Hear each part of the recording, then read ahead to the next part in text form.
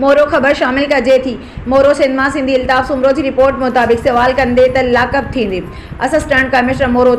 मुस्तकीम कुरैशी, मोरो के सीनियर सहाफ़ी आवाज़ सिंध न्यूज़ SD मोरो की रिपोर्टर और नेशनल प्रेस क्लब मोरो के प्रेस सेक्रेटरी सिंधी अल्ताफ़ सुमरो के सवाल ते मछिर जी खेस गिरफ्तार करे मोरो थाने के SHO अली अकबर खोखर के FIR दाखिल करे कोर्ट में पेश करण जो हुक्म ॾेई छॾियो। छा कंहिं सरकारी मुलाज़िम खां कंहिं साफ़ीअ जो सवाल पुछण ॾोह आहे? साफ़ी सिंधी अल्ताफ़ सुमरो मोरो शहर जे हिक मोज़िज़ ख़ानदान सां ताल्लुक़ रखंदड़ शहरी सियासी समाजी ख़िदमतगार पिणु आहे। हू हिकु पढ़ियल लिखियल मोज़िज़ ख़ानदान सां ताल्लुक़ रखे थो। असिस्टेंट कमिश्नर मोरो मुस्तकीम कुरैशी जो उहो अमल हरगिज़ बर्दाश्त न कयो वेंदो। मोरो जो असिस्टेंट कमिश्नर मुस्तकीम कुरैशी पंहिंजी ग़लती मनी मोरो वासियुनि खां माफ़ी वठे, न त ॿी सूरत में एहतजाज जो सॾु ॾिनो वेंदो। दुकान ते मेन रोड ते बीठो हुयो,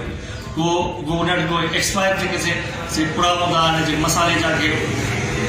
उहे निकिता त उन सां हिनखे जेको माना SDM साहिबु जेको माना हुनखे क्लार्क खे चयो त 10,000 रुपया ॾंड हिनखे तव्हां हणोसि। त मां हुनखे चयो साईं जेके 10,000 रुपया जेके ॾंड हीउ ग़रीब माण्हू किथां भरींदो, जेको जेके 10,000 रुपया कमाईंदो ई कोन चवंदो हीउ उन तां 5,000 रुपया आहिनि त वरी उन तां मां चयो त सर जेके वॾा वॾा जेके